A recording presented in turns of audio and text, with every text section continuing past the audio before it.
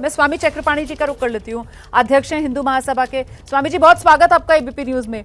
आप बताइए ना, ये क्या हो रहा है? इटावा में कथावाचकों की पिटाई होती है, मामला इतना बढ़ते बढ़ते कि अब आज अखिलेश यादव आते हैं और अपने बयान से लपेटे में वो धीरेन्द्र शास्त्री को भी ले लेते हैं। ये कथावाचकों पर इतना क्लेश, मतलब अखिलेश यादव तो यहाँ तक कह गए कि साहब किसी की हैसियत है, मतलब आम लोगों की तो हैसियत नहीं है बुलाने की। धीरेन्द्र शास्त्री को लाखों में पेमेंट, अंडर टेबल पैसे लेने तक के उन्होंने बातें कह दी हैं। स्वामी जी,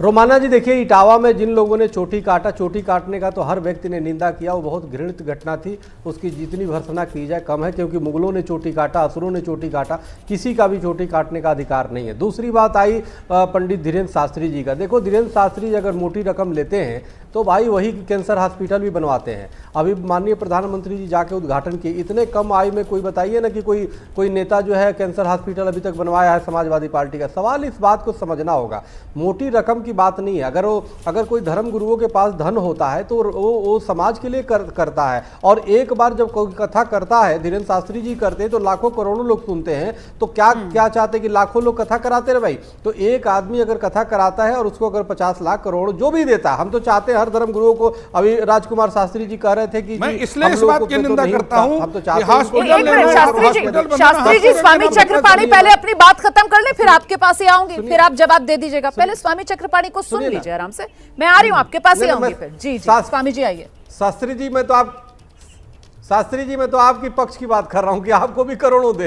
आपको जब कोई करोड़ों देगा तो आप राष्ट्र के लिए, धर्म के लिए काम करेंगे और सनातन हमारा मजबूत होगा। तो हम तो चाहते हैं कि भाई जो भी धर्म गुरु है, जो भी कथावाचक है, उसको खूब पैसे मिले और वो समाज के लिए काम करेगा। क्योंकि जो समाज में ज्ञान बांटने का काम कर रहा है, तो निश्चित रूप से अगर ज्ञान जितना है उसके पास, अगर उसका धन का उपयोग अगर करेगा तो अच्छे समाज हित में ही करेगा, मेरा ये मानना है।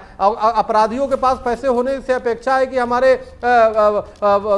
कथावाचकों के पास हो, हमारे संतों के पास हो, साधुओं के पास हो, तो भंडारा कराएगा। वैसे स्वामी चक्रपाणी जी, बस एक सवाल है मेरा। आप जो बातें कर रहे हैं उससे एक सवाल मेरे मन में आया कि सर, सम्मान, ज्ञान के प्रति सम्मान पैसे से तय होगा क्या? नहीं, पैसे से तय नहीं होता, लेकिन पैसे होने चाहिए ना भाई। आज जगत गुरु शंकराचार्य जी पैदल भी चलते थे और सोने की पालकी पे भी भक्त लेके चलते थे। सवाल ये है कि पैसे से उसमें आसक्ति नहीं होनी चाहिए, लेकिन धन होना कोई बुरी बात नहीं है। अगर धन किसी संत के पास है तो लोगों को ही देगा ना, भक्तों को देगा। राजकुमार शास्त्री जी, फिर इसमें सफाई देने की जरूरत कहाँ गई?